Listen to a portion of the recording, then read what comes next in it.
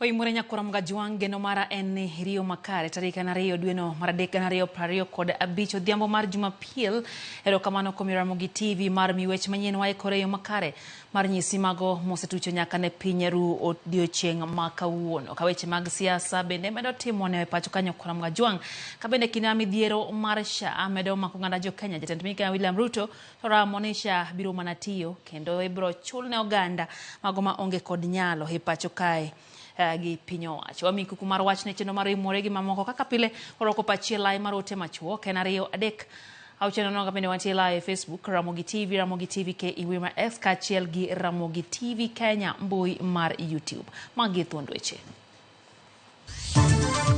Hata huyu mzee Raila akitaka kushikana, there is no problem. Our journey is unstoppable with or without him. There is no issue.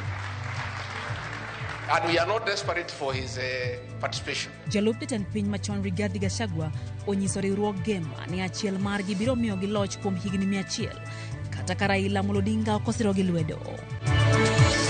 Mgonjwa anasikia kichwa kinauma, mgongo, tumbo, anaarishwa. Tuo magalagala mapok oyangi nonro mare malong'o omuoch kendo mako jopiny e gwenge mag South Mugirango e kaunti ma Kisii.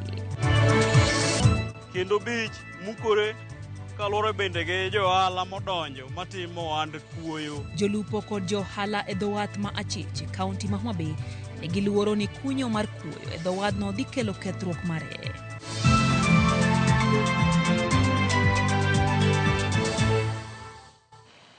Machiegni nyakoramga juang jaloko marwa en Belinda Phillips nyinga Lydia Okeyo. Machiegni Jatend piny Kenya William Ruto oramone okumba manyien mar thieth mar SHA biro tiye yo makare kata obedo ni osebedo gi midhiero makagi kacha kowacho ni piny owacho biro konyo oganda ma onge kod nyalo kaka yoreno ne giyudo thieth mowinjore.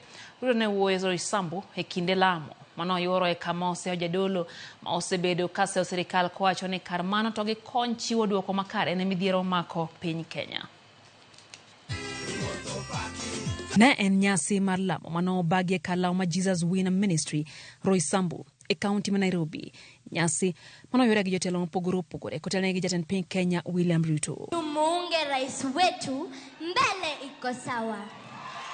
E kinde ma oganda osebedo gi midhiere sekta mar thieth, jatend piny onyiso yie mare ni okumba manyien mar thieth mar SHA biro manatiyo kaluwore gi okenge ma sirikal temo kawo mar neno ni oganda yudo thieth kaka owinjore ka bende osingo ni sirikal biro chudo ne oganda ma onge nyalo. Kila Mkenya sasa awe na kazi asiwe na kazi, awe na uwezo asiwe na uwezo, atakuwa na bima ya afya, na wale ambao hawana uwezo wa kulipa serikali ya Kenya itakulipia. Pengine itachukua muda ishike laini, lakini believe you me, it is going to work. Serikali ya NAK ilijaribu because it's the right thing to do, haikufaulu.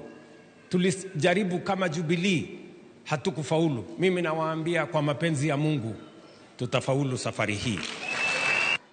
Mujiandikishe kwa SHA, itatusaidia kupatia huduma zaidi.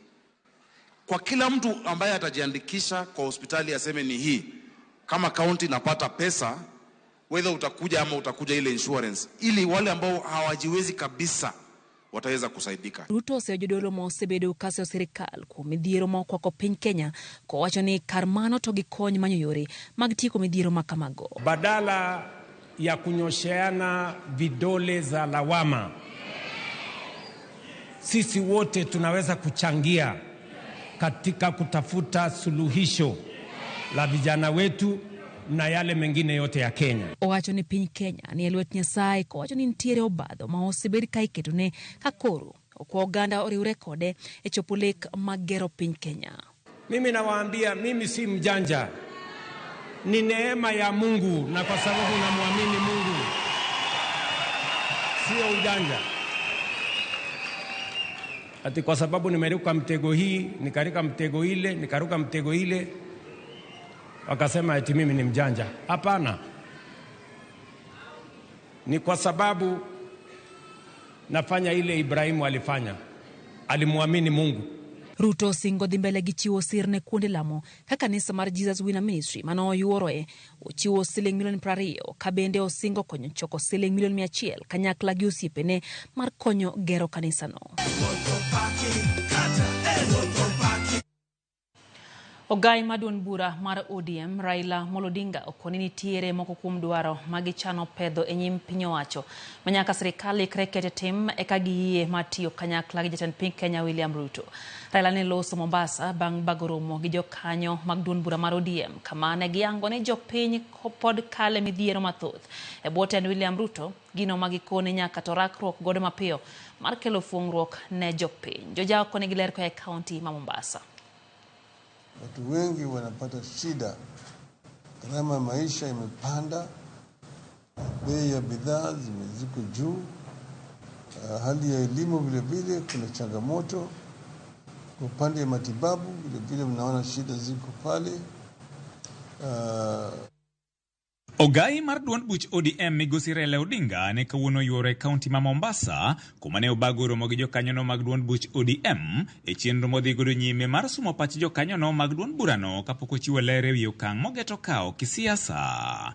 E twak mare gi jofwamb weche bang' romono, migosi Raila ne okoni en ayanga ni jokenya mathoth pod kale midhieche tandawuoya monego rakruok godo mapiyo mar reso jopiny to chutho mago mayuto gi ni piny. Gharama ya maisha imepanda, bei ya bidhaa ziko juu, hali ya elimu vile vile kuna changamoto, kwa upande ya matibabu vile vile mnaona shida ziko pale, kwa upande wa ajira kwa vijana na kina mama vile vile kuna shida mingi zaidi. Saa yote yanataka yatatuliwe. Sauti ya Mombasa itachukuliwa iongezwe na sauti ya Kilifi, ichukuliwe na sauti ya Homa Bay, ichukuliwe na sauti hata delegates wa Nyeri na sehemu yote ya Kenya nzima ili tuwe na msimamo mmoja. Tokato bedo ni piny owacho dhi nyime kod choko osuru makore lach kuom jopiny, Raila okoni en midhiero ni gope ma piny Kenya olo e pinje ma oko pod medo mana dhi malo, ka weche mag mibadhi bende okoni pod ogurore pacho ka gino mang'oko chenro mathoth mag dongruok. Fika wakati wa ajira, mtu anabaguliwa kwa sababu yametoka kwa kabila ambaye haitakikani. Tunasema tunataka kila Mkenya apewe fursa sawa, kwa sababu Wakenya wote wanalipa ushuru. Ufisadi inaleta hujuma ya mali ya umma, inafukaisha taifa. Manake unaona deni imeenda juu, lakini watu wanazidi kulipa ushuru, lakini deni vile vile inazidi kupanuka.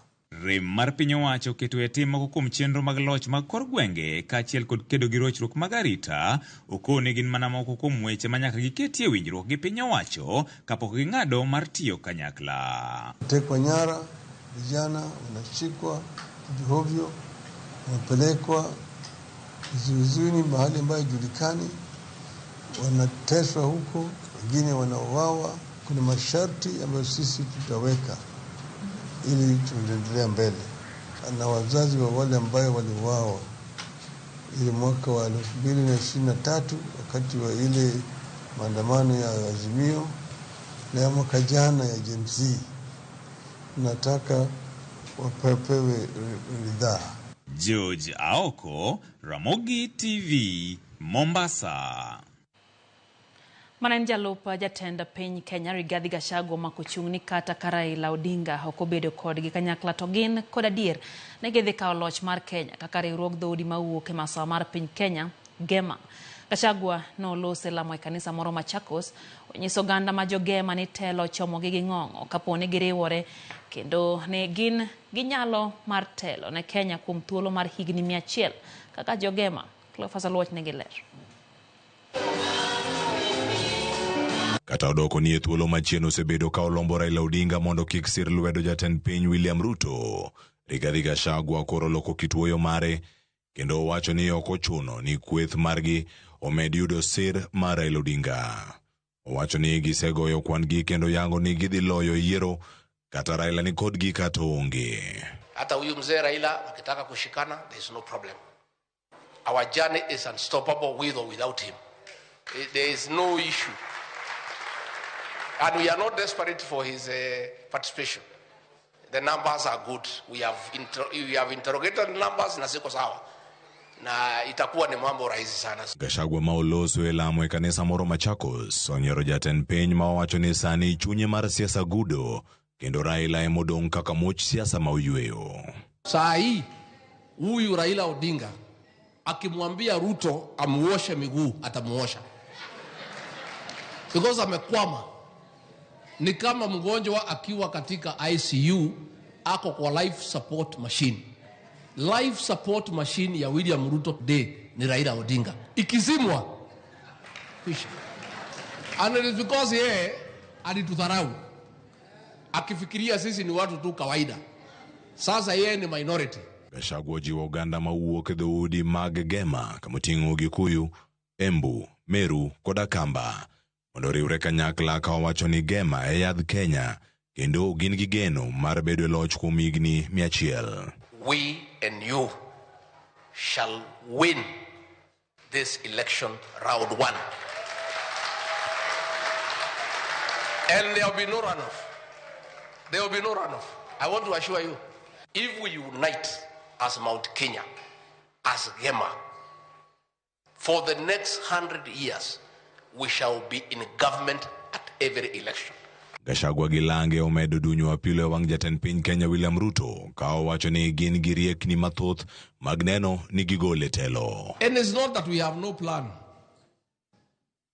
Ati hatuna mpango, tuko na mpango. Lakini mpango ile tupepewa na Wakenya kwanza, the most urgent ni kutoa wewe.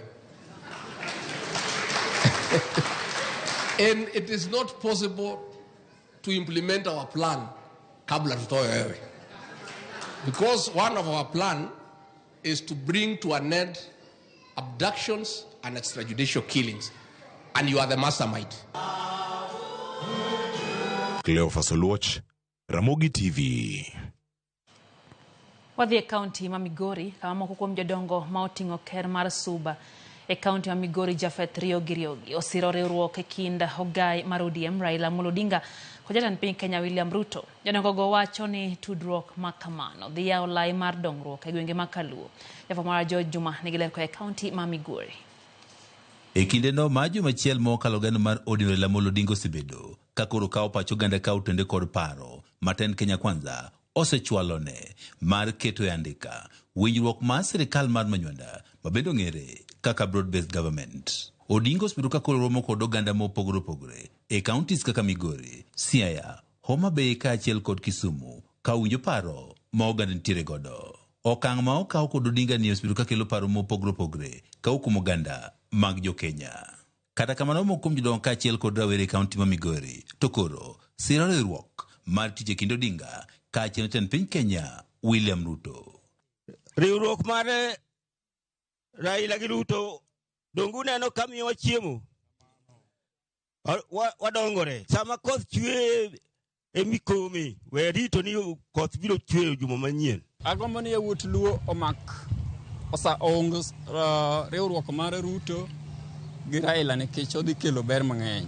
Moko kuom jodongo ma oting'o ker mar Suba e kaunti ma Migori Japhet Riogi mane oriko wuoyo e kinde nyasi mar rwako gaino mar Kanyamkago Peter Mbaro wacho ni gin kod geno ni midhieche mathoth ma pod jo Kenya pod kalie dhi dok piny poni Odinga oriwore kod Ruto. Ka joluo adieri ka ok winj wach gi iu ni pod uchako neno ni loch mwayudo ka minister mar finance ne pok wayudo sirikande duto mosetiyo to kung'iyo ni magi duto kanono kari uwinjo wach gi iu onge gima chieng' ununwang' mopogore. Wan duto wayie warwako sirikal mar riwruok. Riwruok e kind Raila kaachiel kod Ruto be koro ong lwedo kod mokuom rawere e kaunti ma Migori. Raweregi kata mana wacho ni gidwaro mondo koro Odinga okony jo Kenya e tieko midhieche moting'o mano mar okumbano mar thieth ma ong'ere kaka SHA kod mamoko. Kenya ka onge kama nondike ni joluo maber go position. Koro at least wang' ne kage riwore ma wan bende wanyalo donjo sirikal. Riwruogno med dhi nyime. Wach mar sacha gi fight nwa mondo en gimo manyalo tiyo mondo mi wabed mamor kode. Gikwong gigol nwa gimoro mani sama tin ilal gi jicha. Komachielo jodongo e kaunti ma Migori bende koro kwedo siasa momondo manyaka sani koro kwako kaunti ma Migori. Giwani be ka jotelo go moyier koro imiyo thuolo mondo koro ti. To migochwa ka gavana nigi tich ne, MCA nigi tich ne, women rep nigi tich. To wabungo we tich gipingo gavana gidwaro ang'o? Why? Ang'o ma gidwaro sama gipinge gavana sama pok ochopo 2027 mogo bunge piny. Wan ema gikedo gi nyithindwa ka gigeno ni ema giloko ludhe ma gibiro goyowago. George Juma, Ramogi TV, Migori. Wadhi Kisii, midhiero medo koko jodak mag gwenge moko adek South Mugirango kama tuo moro osiekoe kendo mako ji ka nonro mare malong'o to pok oyangi. E gwenge machalo kaka Amarondo, Nyabigege kod Nyarigiro, kwan jotuo magamo tuono medore kendo medo pong'o kuonde thieth ka gimanyo resruok. Apisa mag thieth osetimo limbe gwengego kendo chako timo nonro mar yango matut ewi tuo makamano. Crispin Otieno negiler koya Kisii. Familia ni mawuok e gweng ma Nyabigege en achiel kuom mago matuono ogore kuomgi ka luoro medo bedo e wi landruok e gwenge kaka Nyamarondo, Nyabigege kod Nyarigiro mani South Mugirango. Miyo manyinge Betty Kerubo nenore kama tuoni onyoro. Kata obedo ni otemo jiwore mar dhodho nyathine, rem pod okete piny.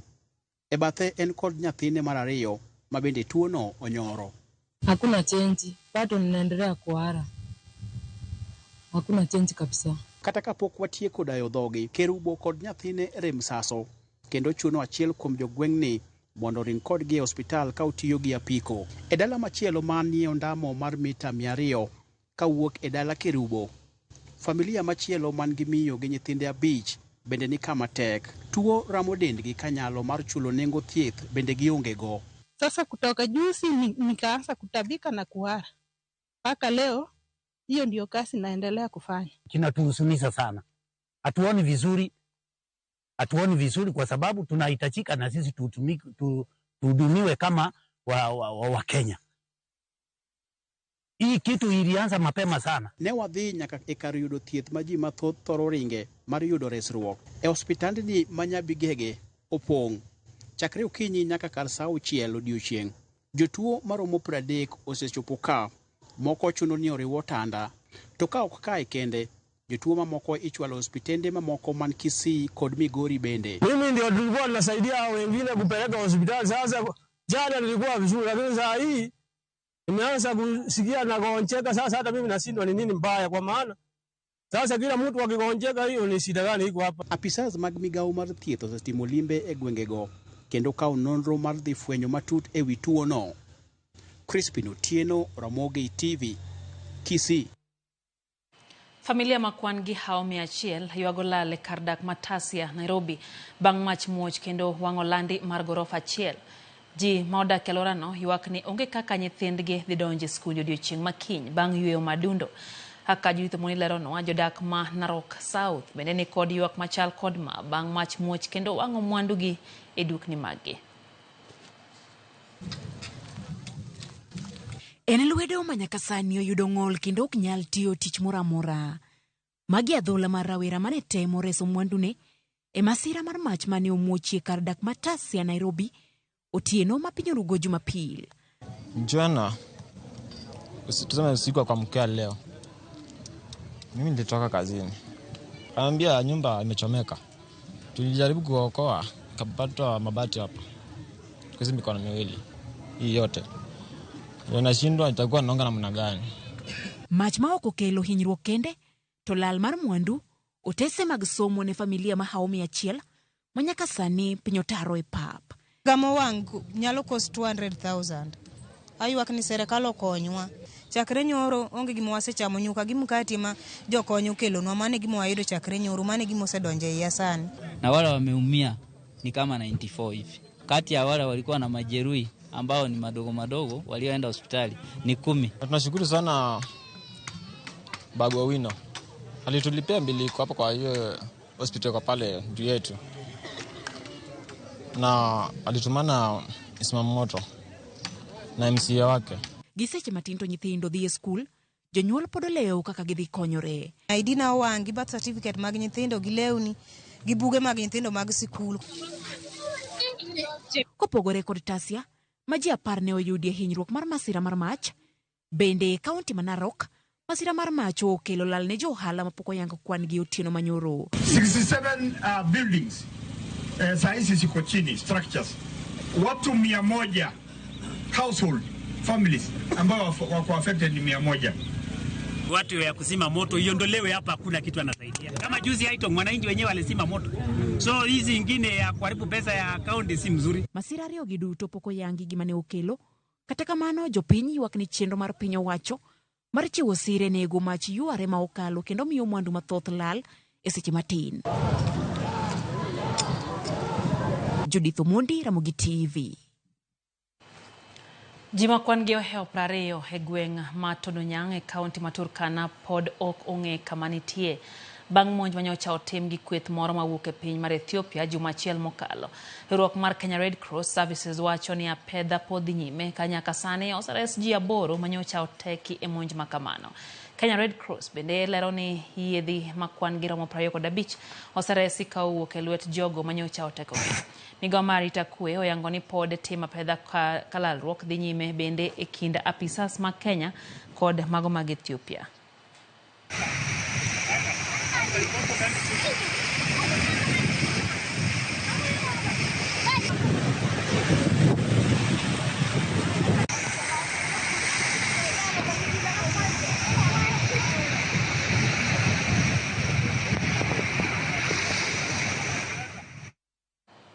Dakika na pago chiko nyakura mga juang bang Sadik Marotieno chendo eno imore hero kamano kuom ketera Mogi TV wakayo mokwongo kata kamano kaboko kayo eno ka Pastor Jumarundo wacho ni entiere kodwe chenro Mandela Oniala mar Kibiri Ward wacho kachani entiere budho gi familia kod osiepege Jackton Mr. Wino Menya kod Mini Christine kata kamano wacho no wuoro jatend piny Jachir Kasibur kata ji thoru moto poro singo gi chir ni ngima maber nitiere mbele wacho ni chir ma jatend piny no mabet ka buoge matino. Chiengo mwaka nti Kisumu wacho no siro kuma mar SHA manyocha okonyo wuode Chiga Sub County Hospital.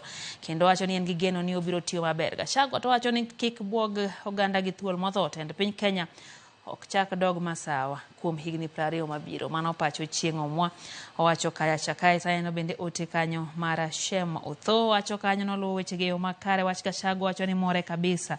Owuoro nege makende moromo chiwo loch. Kato dhoga Gachagua wacho ni keyo weche wacho ni onge gima onyalo gero kopogre kod ketho.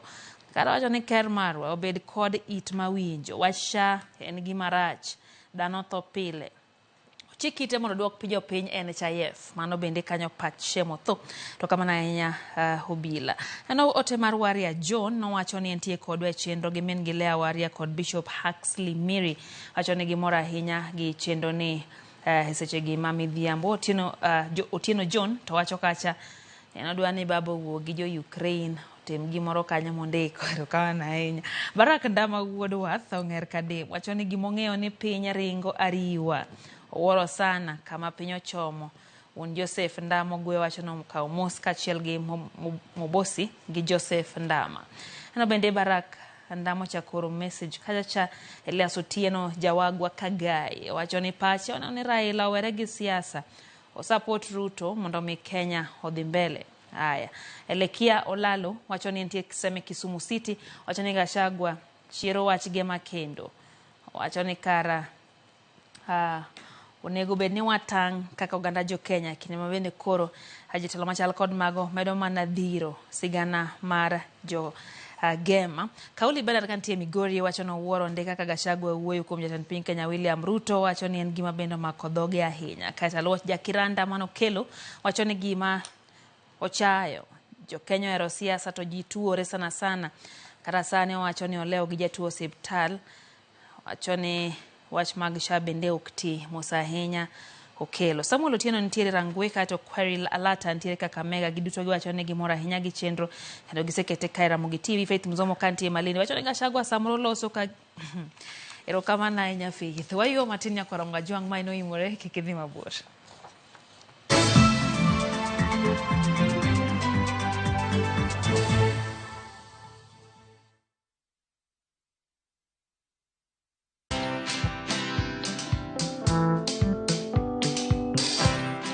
My brother, chekini story fulani la penjuzi mtani record manze. Lakini bro, kazi itakuwa tu ni kujaza simu na hizi mavida. Ai, kujinice tu kaka. Mwananchi gani huyo anarada medali ya pesa? Leta tenje ni kusho vile tutaomoka. Citizen Digital wako na platform fulani kwa site yao inaitwa Wananchi Reporting. Hapa unaweza tuma story yako kwa website yao ama kwa app yao ya Citizen Digital. Na kama hiyo process ni ngumu, unaweza tuma story kwa email yao, WhatsApp number ama uitumie kama SMS. Alafu gani napataje bro? After story yako imepublishiwa, hapo ndo una receive 1000 kwa simu yako. Bro, au umenichanua. Don't just witness the news, be part of breaking it. Download the Citizen Digital app and share your story with Wananchi Reporting today. Citizen Digital. My favorite fruity, my flavor slaps. Mirinda, flavor so good it slaps. Enjoy the flavorlicious, refreshing taste of Mirinda Green Apple.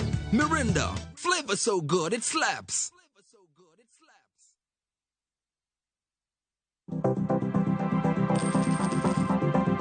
Mondo mi ikungo menda e yo mayot kendo e yo mowinjore, onego ibed kod paro mar kungo dwe ka dwe, juma ka juma, kata odiochieng' kodiochieng'.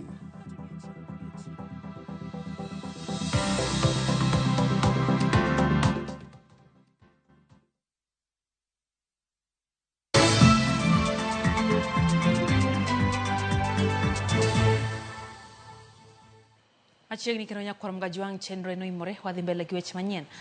Anyuola, osiepe kaachiel kod jotelo mag siasa kawuono noyore alam makende mar rapar Josiah Mwangi Kariuki manong'ere kaka JM Kariuki manonegi higni 50 mokalo kendo bang'e kwany ringre katow e bungu Mangong.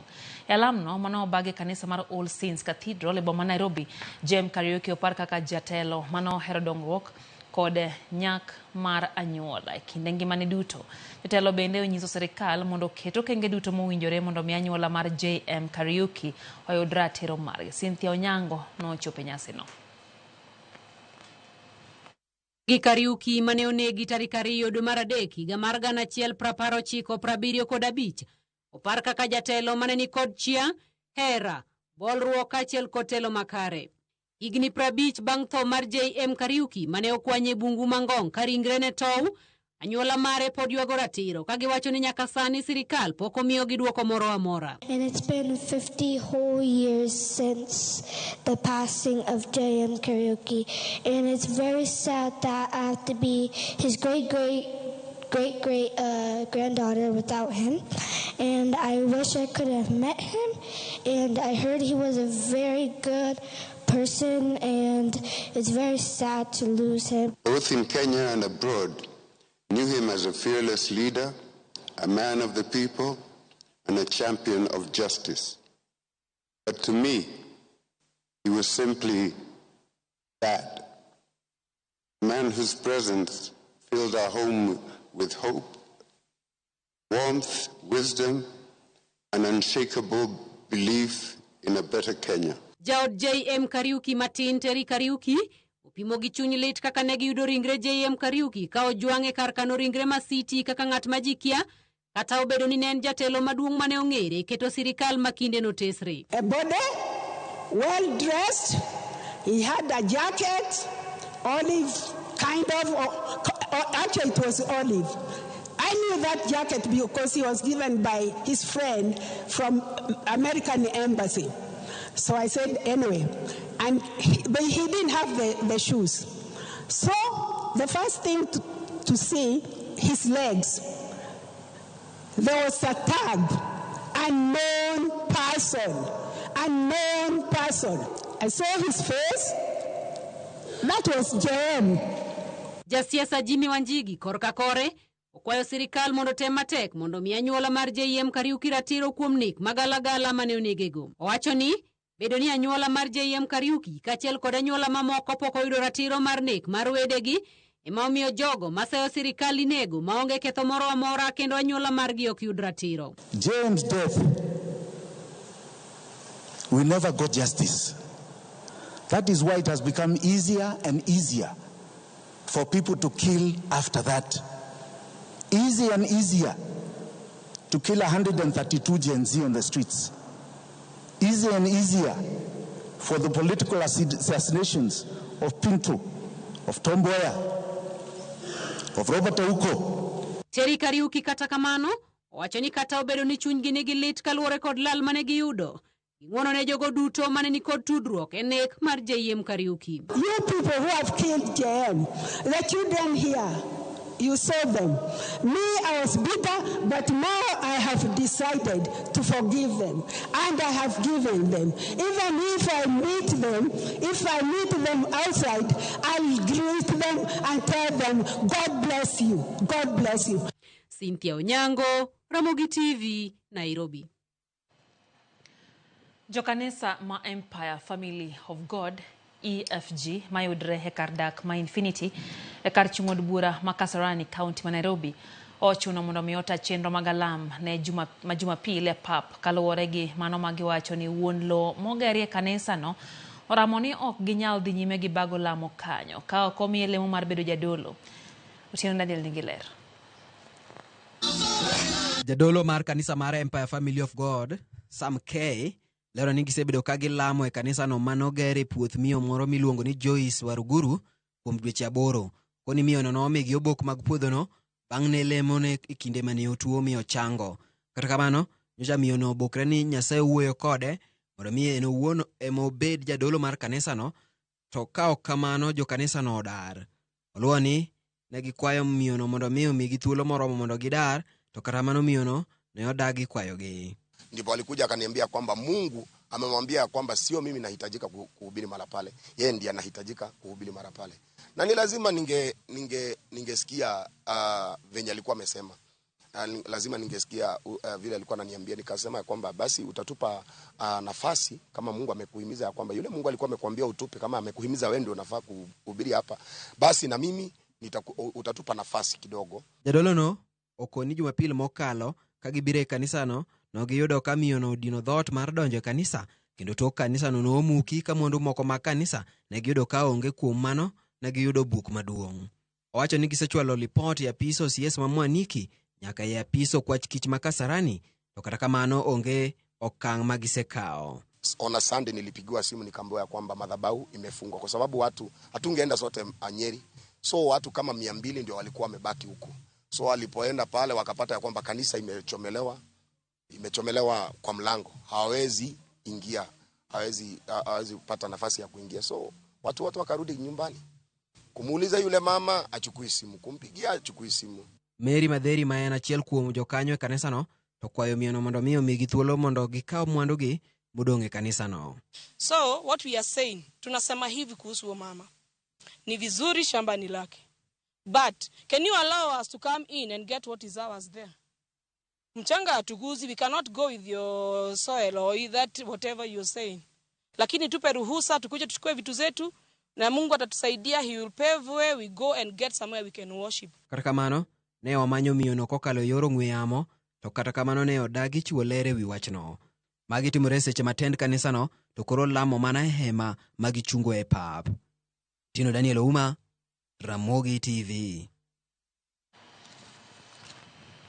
Jalo chata piny Kithure Kindiki oromo kod jochung jotije opogore mag jopiny Kenya modak e piny ma Namibia kolose kinde romo makamane bwa ma Withoek. Kindiki oyango kenge 5 ma sirikand piny Kenya keto e tim mar medo gero chuny pachoka kaachiel kod bero ngima oganda jo Kenya monywando jogo modak e pinje maoko.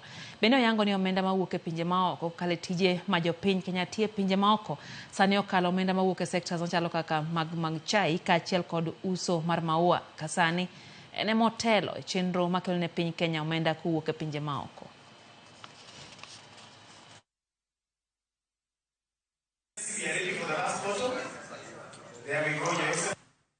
Good evening, my name is Witty Martin, Head of Protocol Office of the Executive Council. Of course, I want to recognize very well. We got a relationship. When we open the embassy,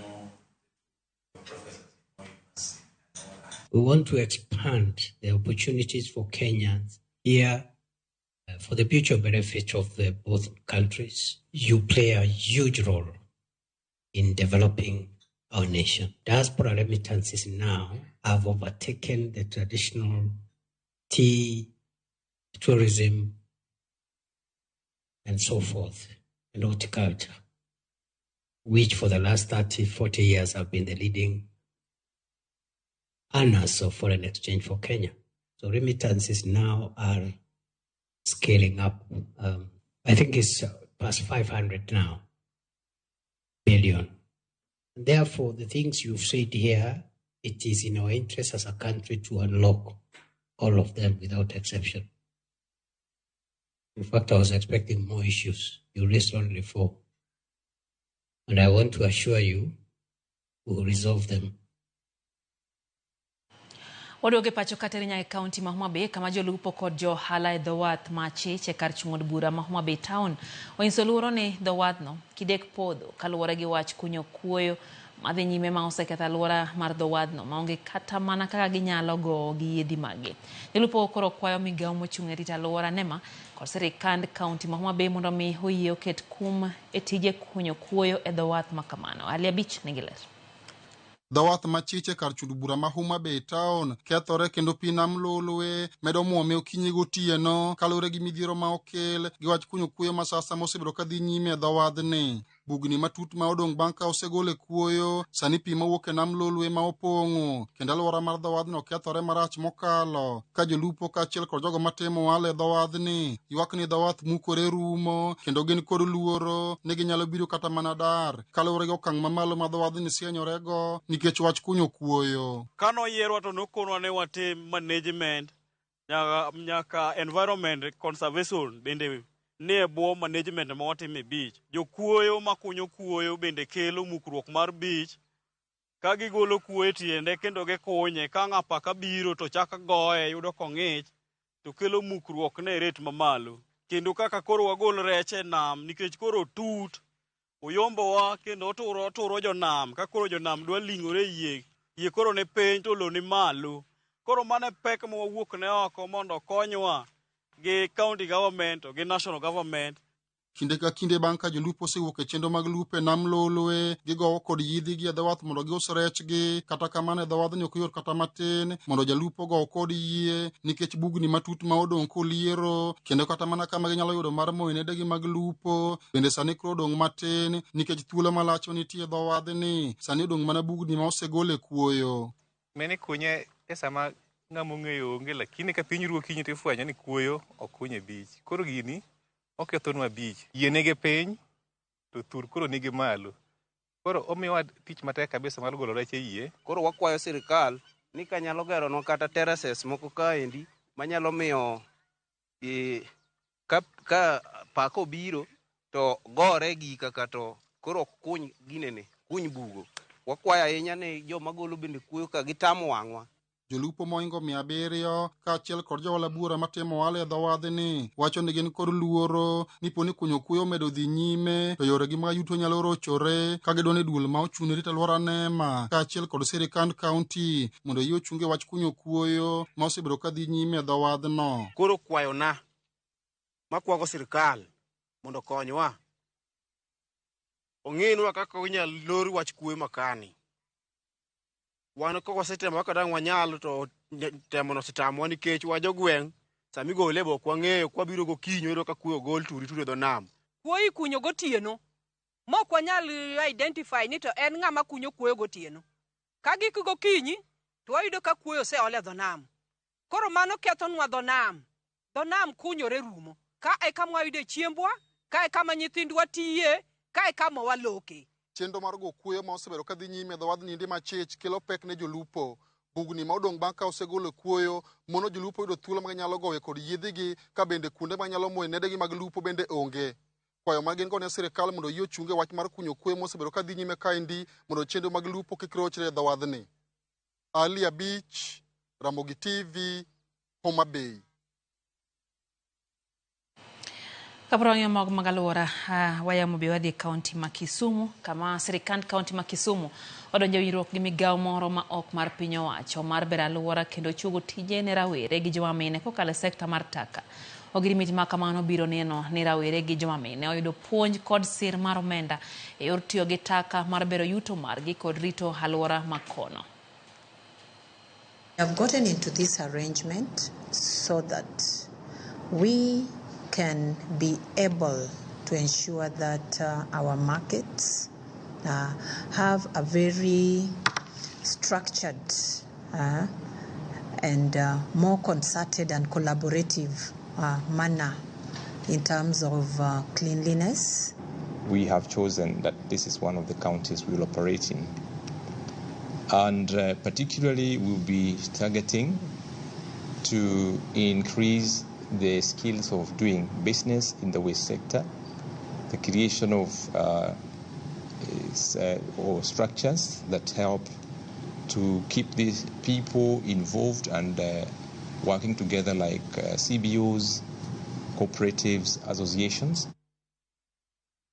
Bad migao mapith mag jamni e kaunti ma Siaya kale apis MCA ma North Uyoma ochiwo dhok maromo 190 ne grube mag jopith kaka yo mar bero pith mag jamni e gwenge mag Rarieda. Kolose kinde ma hotel e chenro mar pogo dhok e skul primar mar Agengni, MCA ma North Uyoma Buka Bonyo wacho ni jamnigo ma nengo gi romo milion 10 omi jopith mantie grube. Bonyo no ten gi jalup director mochung'ne thiedhno jamni Laktar Mark Utieno mawacho ni kaka yo mar neno ne dongruok obetie sekta no jamnigo koro nyaka koro chanje.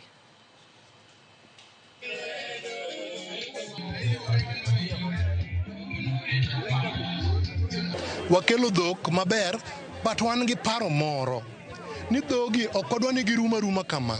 Wadwa ni kwasekelogi ni wadwa kelo semen nikech sani to koro gimako ich gi dhok madala.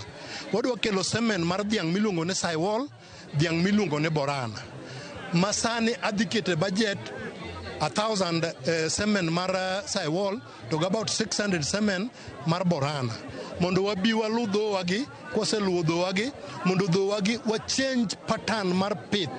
Ma North Uyoma, mondo North Uyoma obedie kama ng'ato nyalo gombo. Kech president dwaro ni dhok ma ochanj te ma against foot and mouth disease. Koro dhok 190 gi kawuono wadhi chanjogi kendo wadwa control worms kuomgi kendo wachiedho mwang'iyo ka dende nyalo bet ni rach to wachiedho. Kaka gruba ma dhiang' mar adek ma koro aseyudo, dhiang' manomiyowa mokwongo osenyuol kendo wanyiedho kaka group kendo wause to kelo faida ne group. Kendo jamni gi nigi ber. An awuon mawuoyo kani kaka jakom man gi dhiang' kendo anyiedho ongima nyaka nyathine te ngima kendo nonyuolo nyathi maroya. Waketo mechanism mag resolution mag dispute manitie kech imiyo gi groups to nyaka bede some problems manyalo bet a group. So we are there to iron out problem manitie, so we must make sure ni dhowago kata problem manitie to we retain them inside the boundary mar North Uyoma. Daka 41 bang' sadek mar otieno chenro ino imorero kamano kuom medo kete mana ka Ramogi TV. Evangelist Dano mowacho kacha ni Nyasaye kende ema nyalo konyo piny Kenya.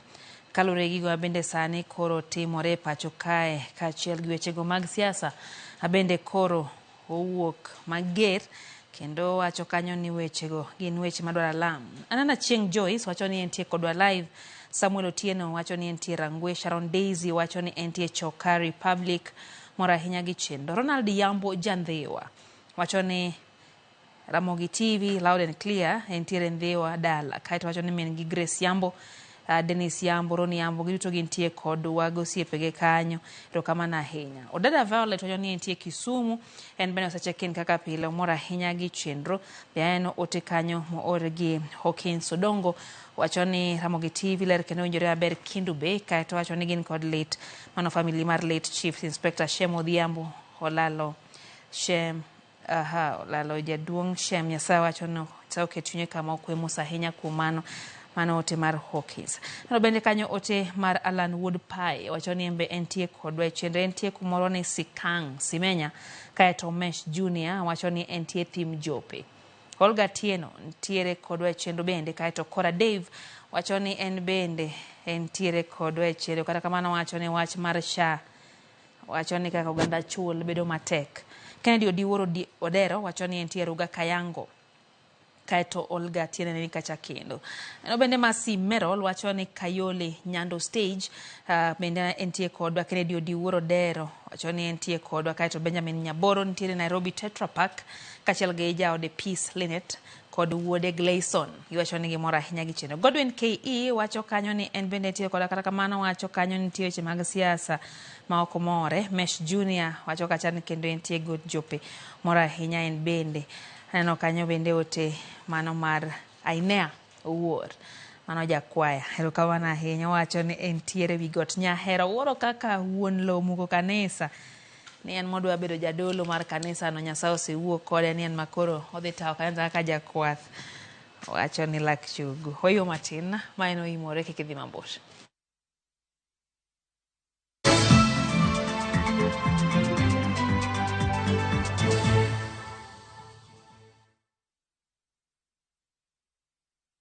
Explore the Holy Land this Easter. Now View Travel. Embark on a 6-day Jordan adventure. Celebrate Easter Sunday Mass at Jesus Baptism Site, Mount Nebo, where Moses saw the Promised Land. Explore ancient Petra, tour Amman City and the City of Mosaics, and stargaze in Wadi Ram's enchanting night sky.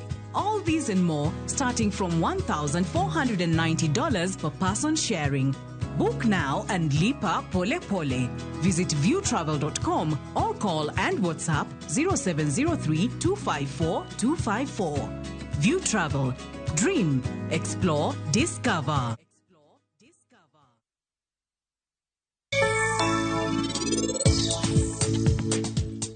Gin gibiro tiyo gi Prince eka gikel chwanyruok e kind Raj gi Seher. Ber ka wan wakaw Seher gi Raj watero mabor. Mano biro konyowa nade? Baba nadhi biro kae mondo resa. Asai nyathina. Wayu ma Seher oheri ahinya. Anyaka many kaka wabiro wuok kae. Prince no magidich ka girito maberni ene mobiro ketho gimoro amora mantie kind gi ji ariyo. Ma ok en tem mara gi Raj kende. En tem momako nyaka Prince be. Indulge in the moment with every spoonful of Delamere real fruit yogurt.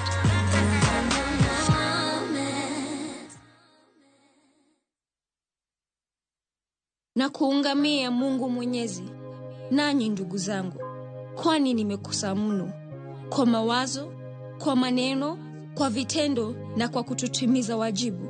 Nimekosa sana. Ndio maana na kuomba Maria mwenye heri, Bikira daima, malaika na watakatifu wote, nanyi ndugu zangu, niombeeni kwa Bwana Mungu wetu. Mungu Mwenyezi atuhurumie, atusamehe dhambi zetu, atufikishe kwenye uzima wa milele. Amina. Dial *811*415# to get ungamo la dhambi. E piny magombo kod teko ok winjre, dhako achiel ema kwedo chenro mar piny. Kikitem chu. Adhi chu. Akweri gi muolo kikitem. Ema temo nyisi ni waromede. Ne ong'ado mar yudo migawo ma ji mang'eny paro ni onego bed mare. Kore dhi kawo tem. To aneno kakoro jani no nyalo kelo sida matin. Ok en nikech nyalo mare, to nikech en dhako. Ani kona ni ng'ama dhako nyalo yudo. Achuli mondi bikona ni dhako nyalo yudo. Kata obedo ni gik mang'eny geng'e, podi otamore dok chien. In bing'eya badie. Babo ng'eya. In ma piny ni bing'eya. Kara se mili. Wakoni. Nikech ka piny owachone ni oyo, to wacho ni ne ane. Kiparo gi witin gi riekono. Chungi tim. Ne kinda gi lokruok e wi Nam Cinema, Jumapil, saa 2 kod saa 4 otieno. Kik bai.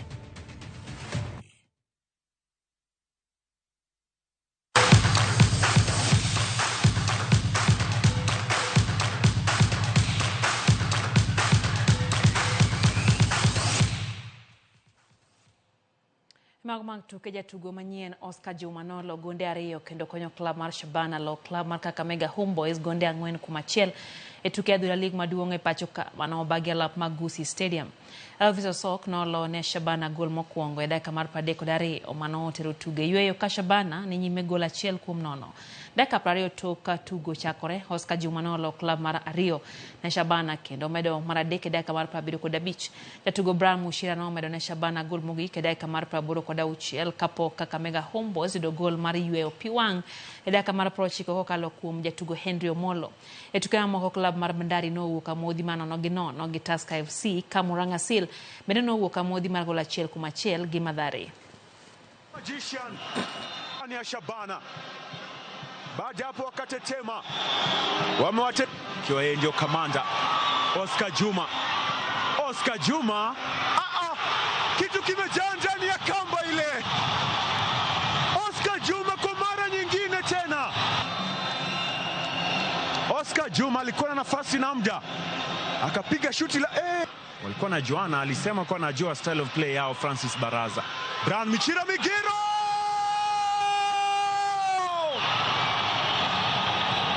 ni M10 kijana wa Matongo Nyamira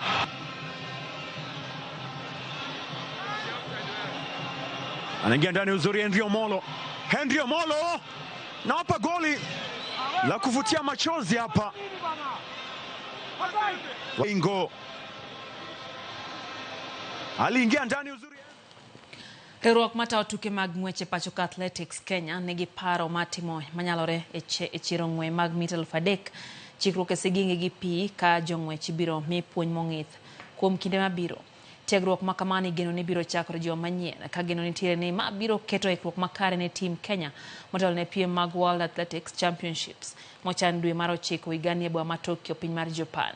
Kano wuok kinde mane riwruogno timo piem magi makor gwenge boma ma Thika, Paul Mutui ma en jalup jakom mar AK nolero ni tiegruok gi ma ochan biro duoko Kenya rang'iny mane Kenya nitiere ng'wegi.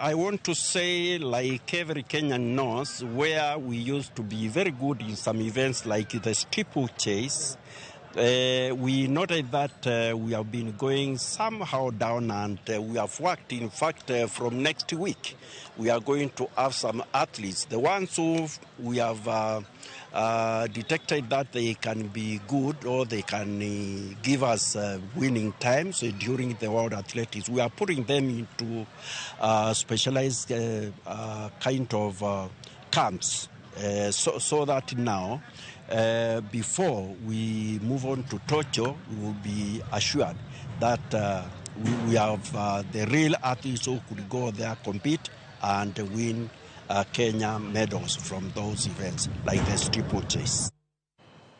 Riwruok ma Dr. Raymond Omolo Foundation no dhi nyime gi siro jotugo e kor gwenge ka odiechieng' ma kawuono timbe ariyo mawuok e alwora mar skund primary ma Umina Primary School e kar chung'od bura ma Ogunja County ma Siaya noyudo sir.